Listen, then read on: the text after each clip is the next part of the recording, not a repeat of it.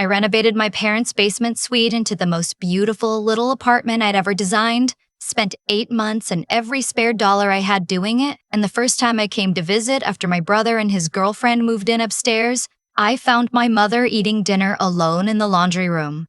Not the kitchen. The laundry room. Sitting on a folding chair next to the dryer, holding a bowl of soup in both hands like she was trying to warm them. I stood in the doorway of that narrow little room and something in my chest went very quiet. The kind of quiet that comes before something breaks. Let me back up, because to understand why that image wrecked me the way it did, you need to know who my mother is and who my father was. My dad passed 4 years ago. Lung cancer, caught late, gone fast. He was a plumber for 32 years. He worked his whole life with his hands, took every overtime shift he could get, wore the same 4 flannel shirts in rotation for a decade because he didn't see the point of buying new ones when the old ones still worked fine. He and my mom raised my brother Owen and me in a semi-detached in Hamilton, Ontario, made sure we both got through school without debt and never once asked for anything back. After he died, my mom was alone in that house for the first time in 40 years. She held it together the way she always held everything together, quietly, without complaint, making tea and getting on with it. But I could hear it in her voice every time we talked. She wasn't sad exactly. She was just small in a way she hadn't been before. I'm 31. I've worked in residential real estate for 6 years, started as an assistant and moved into acquisitions. I know how to read a property, how to spot value, how to negotiate. I'm good at my job in a way that still sometimes surprises me because I never thought I'd be the kind of person who was good at anything involving money. My dad always said I got my stubbornness from him and my sense of direction from my mother, and he meant it as a compliment for both. 2 years ago, I found a duplex in Burlington. Older house, solid bones, big corner lot, mature trees. The main floor and upper needed work, but the lower level, the walkout basement with its own entrance and a little patio facing the garden, was perfect for my mom. Private, accessible, no stairs to worry about. I could see her there. I could see her in the garden in the morning, with her coffee, reading those paperback mysteries she stockpiles from the library sale. I bought it, took every bit of my down payment savings and stretched myself further than was comfortable, but I bought it, and then I spent 8 months finishing the lower suite myself on weekends, hardwood throughout. A proper kitchen with the deep farmhouse sink she'd always wanted, a bathroom with a walk-in shower and grab bars that didn't look like grab bars, a reading nook off the bedroom with a south-facing window and built-in shelves for her books. I handed her the keys on her birthday. She stood at the door of that suite and cried. My mom, who I had never seen cry at anything except my dad's funeral, stood there and just cried. She said it was too much. I told her it wasn't enough. My brother Owen called me that night. He said it was the nicest thing anyone had ever done, and he was proud of me. I believed him. Owen is 3 years older than me. He's always been the kind of person who means well and executes poorly. He's gentle and conflict-averse and has a habit of solving problems by waiting for them to become someone else's problem. His girlfriend Sabrina had been in the picture for 2 years by then. She was a content creator, home decor, aspirational lifestyle, the kind of Instagram that makes everything look like a Pottery Barn catalog. She wasn't unpleasant exactly, just relentlessly pointed in the direction of what she wanted and entirely unconcerned with what anyone else might want instead. She came from money. Or at least she presented as though she did. She talked about aesthetics, the way other people talk about ethics, like they were the measure of a person. She'd visited the Burlington house once, stood in the main floor kitchen, looked at the original tile I'd kept because it was beautiful, and said, "This is quaint. I can see the potential." I should have paid more attention to that sentence. I handed Mom the keys in March. By August, Owen and Sabrina had moved into the main floor and upper level. They'd been renting in Mississauga, and Owen said their lease was ending and could they stay temporarily while they figured out next steps. Mom said of course. Mom always said, of course. That's the thing about her. She would let the tide come in and just shuffle back, quietly, not making a fuss, until there was nowhere left to stand. What I didn't know, because no one told me, was that temporarily had stopped meaning anything by mid-September. I found out on a Sunday in October. I drove out for a surprise visit.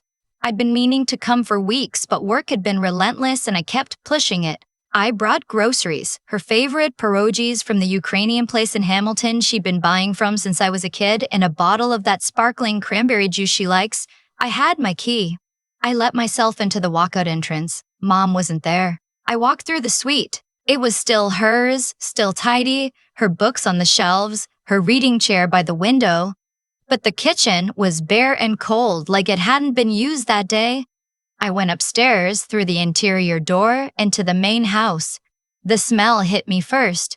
Candles. Expensive, aggressive ones, the kind that aren't so much scented as they are making a statement. The living room had been rearranged entirely.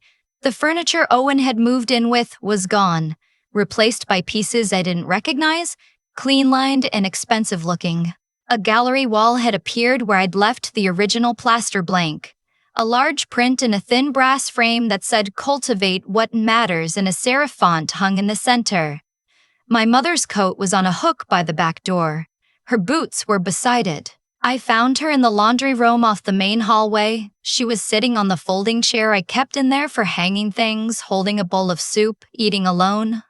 The washer was running.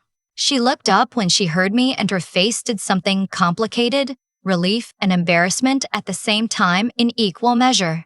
"You didn't tell me you were coming?" she said, like she was the one who'd done something wrong. "Mom," I said. My voice came out strange. "What are you doing in here?" She looked down at her soup. "Oh, I just didn't want to be in the way. Sabrina's doing a filming session. She said the light in the kitchen is best on Sunday afternoons and she needed it clear." She needed it clear. She needed it clear. "She's been very busy with her channel. She has a brand deal," she told me.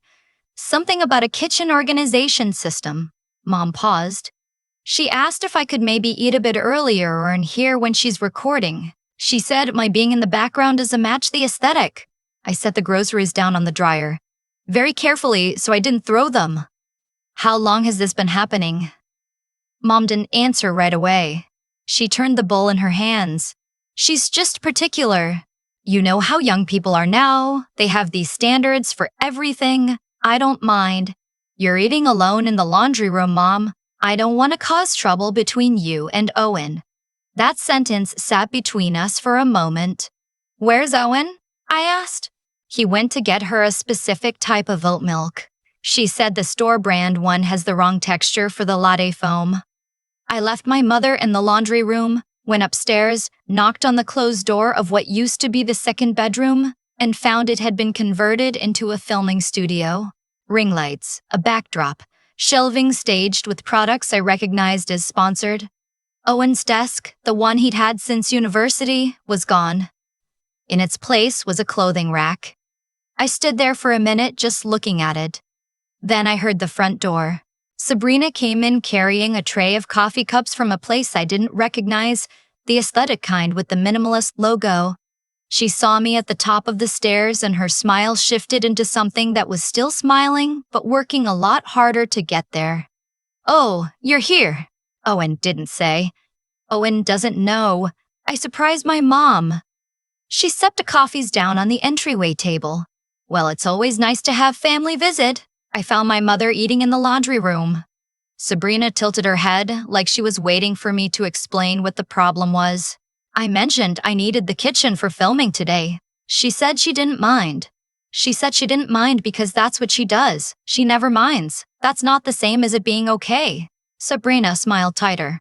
"I feel like you might be misreading the situation. Your mom is very comfortable here. We look after her.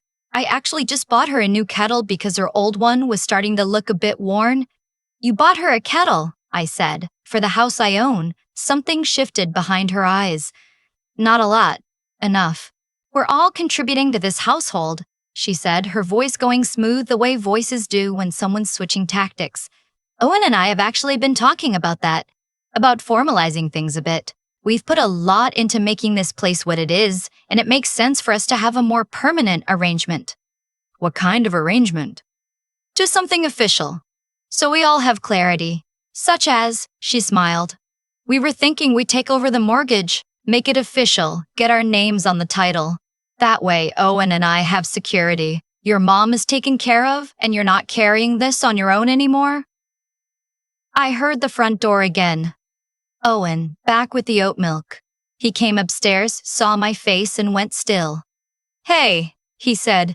"I didn't know you were coming, so people keep telling me." He looked between Sabrina and me. She gave him a small, pointed look, the kind that transfers a whole instruction in under a second. "Georgia," he started, and then caught himself, which meant he'd almost said my name to soften something. "Listen, Sabrina and I have just been talking about the long term. It makes sense for us to be invested in the property properly. We've been putting work into it." "What work?" He gestured vaguely at the living room. "The interior.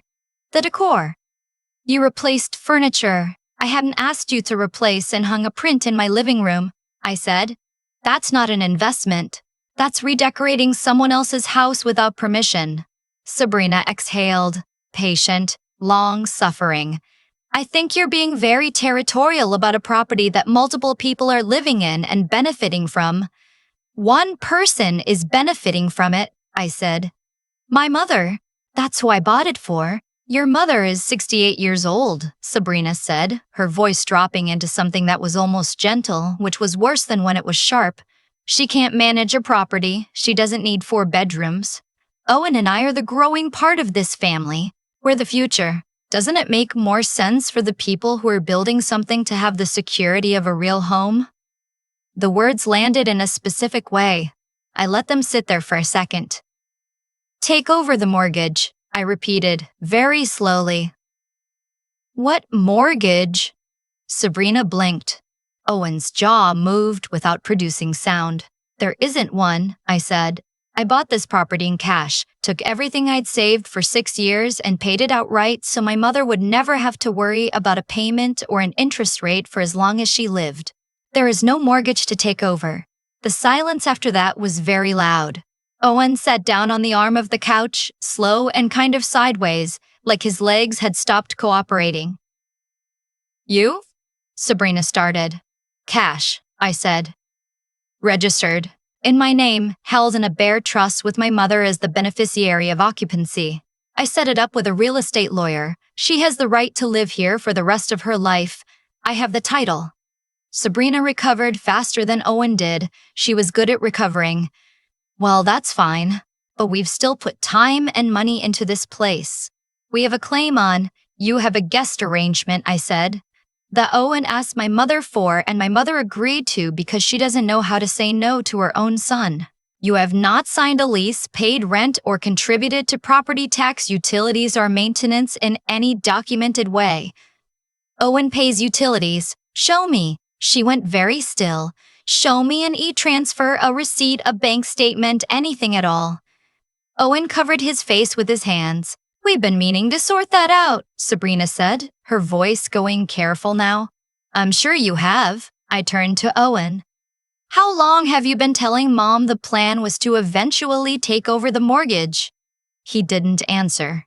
"Owen." She brought it up. He said, his voice muffled behind his hands. He meant Sabrina. "She said we could build equity." I thought I didn't look too closely at the details. "You told our mother she'd be taken care of financially if she supported this arrangement. It wasn't." He stopped. I didn't think it through. I pulled out my phone. I called my lawyer, Claire, who works primarily in property and estates and who I had on retainer because I'm not 22 and I've learned things. It was Sunday, but I had her cell. She answered on the 4th ring. I explained the situation in about 45 seconds. Claire asked 2 clarifying questions. Then she confirmed no lease, no rent payments under 60 days occupancy. They were guests at will under Ontario law, and since the property crossed into another province, we'd want to confirm under Ontario or confirm Burlington as Ontario, which it is. As guests at will, they could be asked to leave. If they refused, it became a trespass matter. "What about the girlfriend's content?" Claire asked dryly. "The ring lights and the backdrop in the spare room?"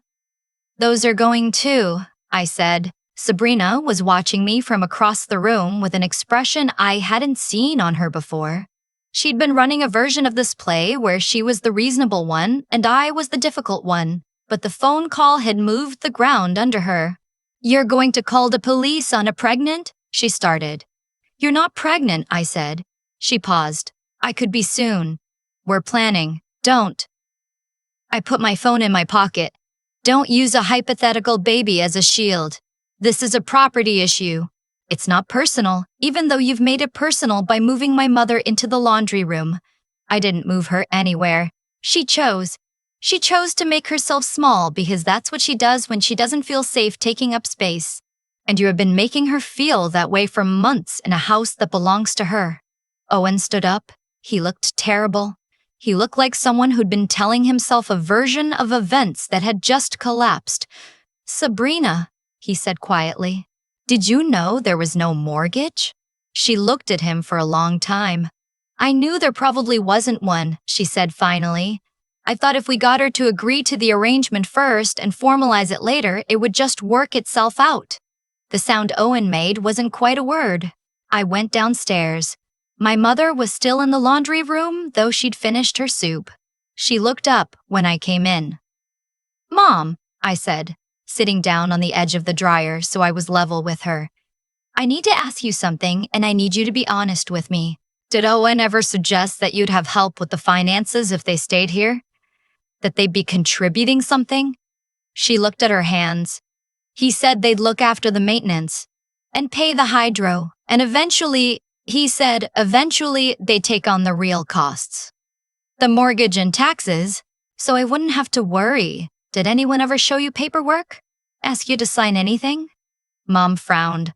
"Sabrina brought some papers a few weeks ago. She said it was just to establish residency for tax purposes. I said I'd ask you, and she said it was just administrative, nothing important, and she'd explain it properly later." I felt something go cold in my chest. "Where are those papers?" "She kept them. She kept everything. Hydro bills, receipts, birthday cards." She got up and went to her little escritoire in the bedroom corner and came back with a manila envelope. I opened it. It was an application for a home equity line of credit. $600,000 against the property value. Applicant, Sabrina.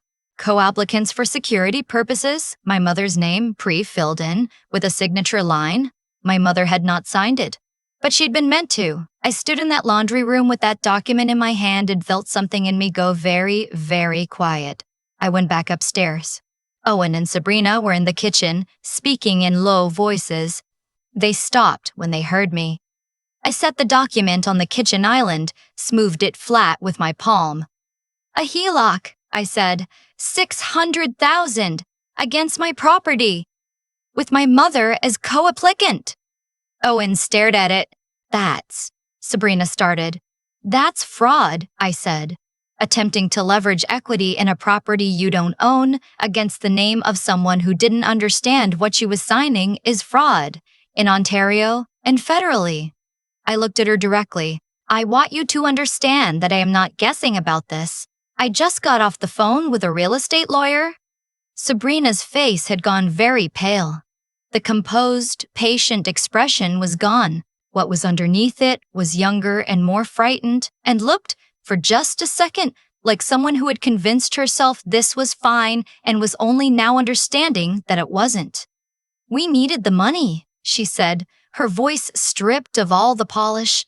"Do you know what it costs to build something right now? To actually build a life that looks like something? Owen's salary we're not bad people. We just needed a starting point.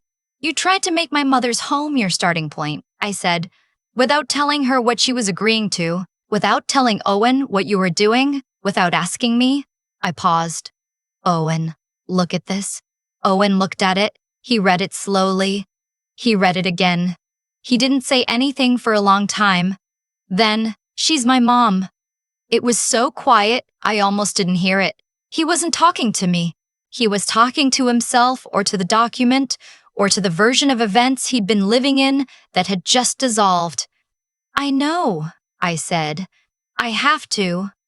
He stopped, put both hands on the counter and leaned on them. "I need a minute. Take your time," I said. "But here's what's going to happen. I'd like you both to pack what you need for the next 2 weeks. You can store the rest in the garage until you make arrangements. I'll have the locks changed by this evening. The filming equipment goes with you. I'll help carry it down if you need." Sabrina made a sound. "You can't do that," she said, but it came out then. "I can," I said. "You're guests at will. No lease, no payments. I have a lawyer on the phone. You've been here under 60 days.